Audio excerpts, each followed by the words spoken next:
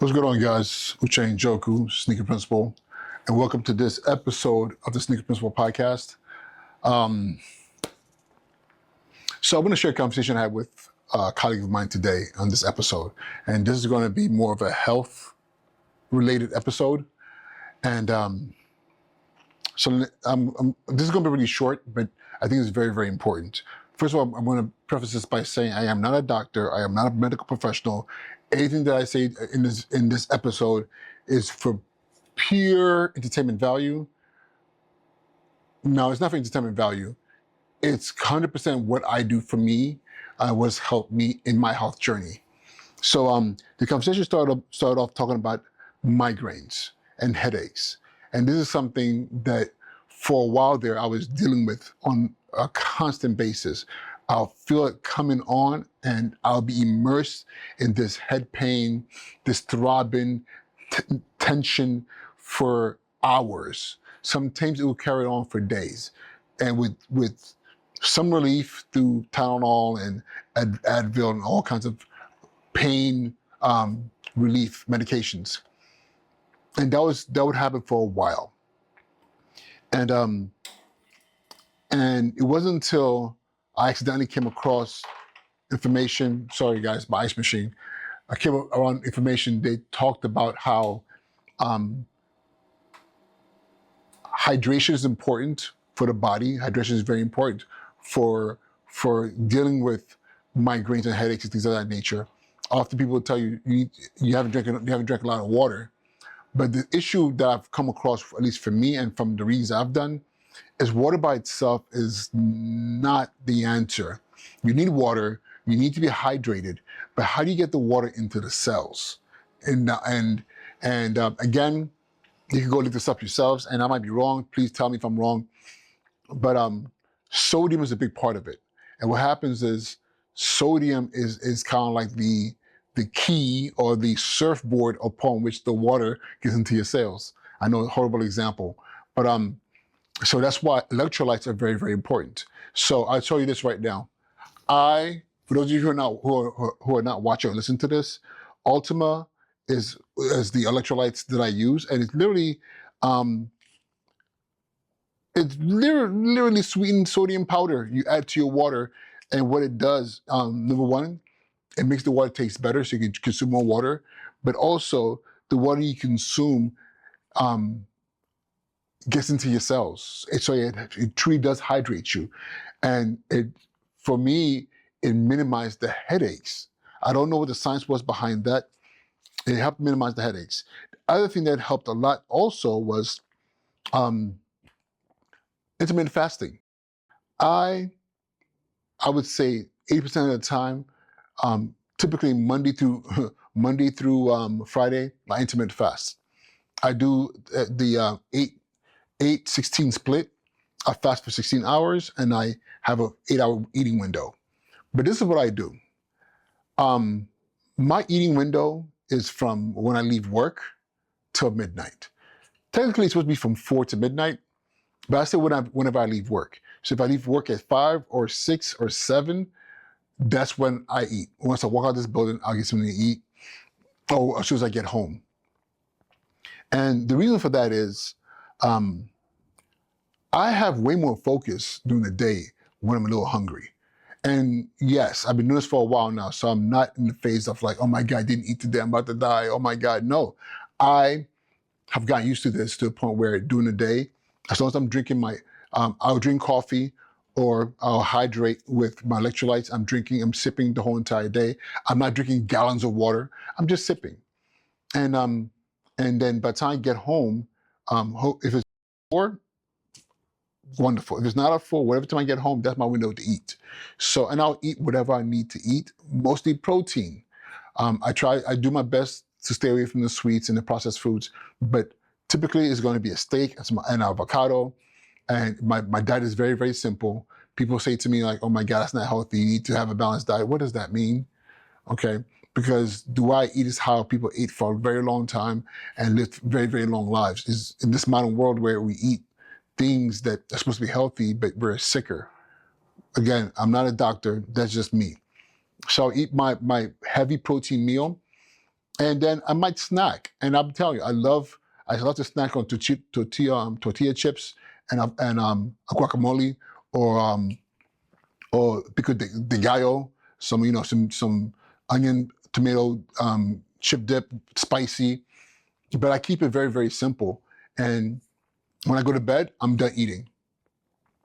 The one thing I was saying to this friend of mine was my colleague was because I eat the way I eat. By the time I go to bed, the itis is already kicked in, meaning I'm sleepy. But usually when you eat a nice big meal, you get sleepy, you get tired because all the blood flow has to go to your gut to start doing the work of digesting. That's why sometimes you might feel tired because literally your brain's no longer alert and because of blood flow. But during the day when I'm fasting, because there's nothing in my stomach to digest, all the blood is here so I can focus and get stuff done. And yes, I might be a little hungry. I might be a little, how do you say it? Hangry, hungry and angry, but I'm really focused and I get stuff done. And yes, I do feel the twinge, like where I'm just like, a little growl in the stomach. But what happens is I'm not gonna die. I am actually more efficient because I know as soon as I eat something, all of a sudden I feel lethargic, and the blood flow leaves my brain where I need the blood flow and goes somewhere else. And I wonder whether or not the migraines I was having because I was always eating. And because I was always eating, I didn't have enough blood flow to my brain, and it was everywhere else. And because I was trying to do a multiplicity of things, the migraines would take over. Ever since I eat the way I eat now, migraines are very, very rare. And when it do happen, it tends to be because I did something I wasn't supposed to do as far as I eat or what I ate or things of that nature. You know, the last time I had a migraine, the day after I had to think about what happened. Oh, that was the day that for some weird reason I decided to enjoy guilty pleasure. Went to McDonald's. I got a sausage egg McMuffin, got my coffee. I got 2 of them. I ate one before I got to work. Midday I ate another one. And by the time I left work, I had a migraine. I had this headache. And I wonder, did I just off balance the way my body works? Where it's like during the day, blood flow, blood to brain, fully charged, rocking.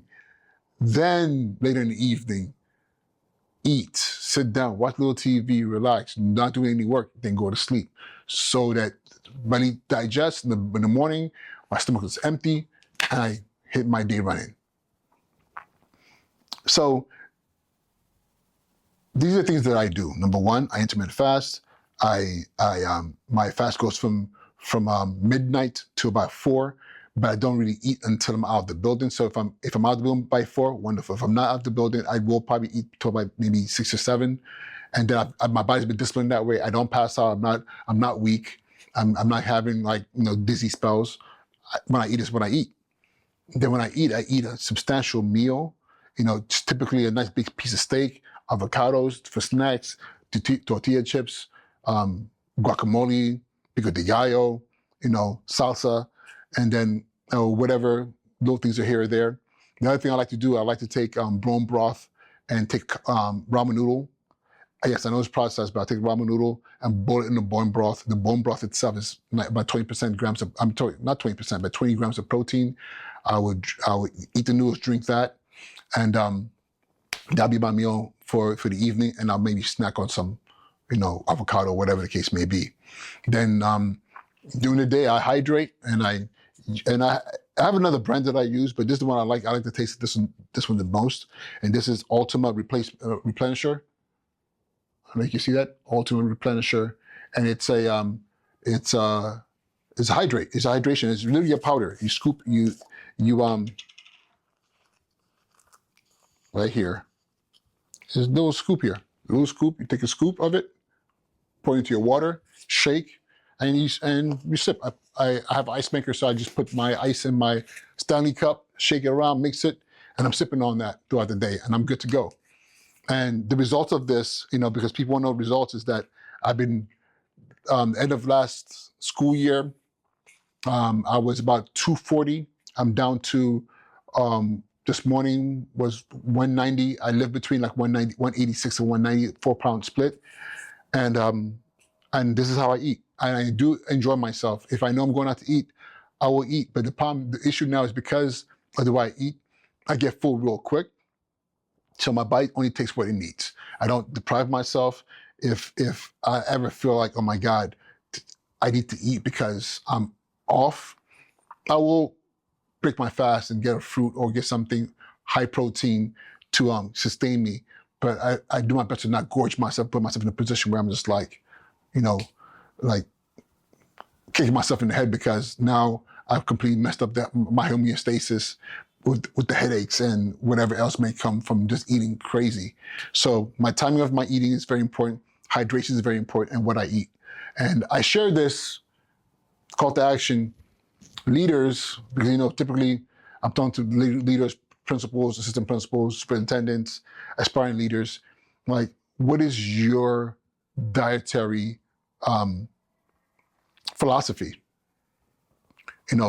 There's no reason for us to be, I don't care, people might say, oh, I'm getting older, it's just about, no, that's nonsense. Because you're getting older and the body's slowing down. That's why you have a gut. That's why you're overweight. That's why you can't lose weight. No, it isn't. It's called discipline at first. I don't like the word discipline, but you have to discipline yourself to move yourself into a space that you can now make it a way of life. I'm 48 years old.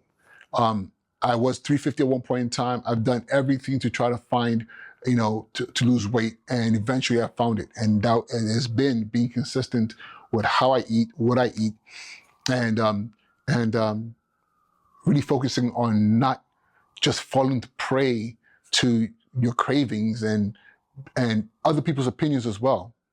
It's funny because I remember, I'm going to say this last before I close out. I had a friend of mine who said to me, man, the way you lose weight is not healthy. And he was talking to me with a huge gut, telling me the way I'm losing weight is not healthy. I'm looking at them like, but are you even trying to lose weight, to be healthy, to be around for your kids? I love my mans, it is what it is. But sometimes the people you're around will point to your head fallacies because they're not able to do it themselves or they're not willing to. So again, call to action. Share what is it that you're doing, what are your plans, and if you're having a difficult time getting control of your health, what are you willing to do? Are you willing to say, hey, help, and put it in the comments? Because I'm sure if not me, someone else is going to be like, here's some advice, this is something you can do, because the journey, the journey is real. The ups and downs is real. I've done it. 48 years old, and I'm proud to say at 48, this is what I look like. And I plan to hold on to this as long as possible. I got 2 kids, 6-year-old and a 5-year-old. I gotta be here to see them turn 40. And I wanna be in amazing shape in my 80s when, I'm hopefully grandpa or something of that nature. All right, y'all, Uche and Joe, Sneaker Principal, thank you so much for your time. And I'll talk to you all soon, all right? Be well.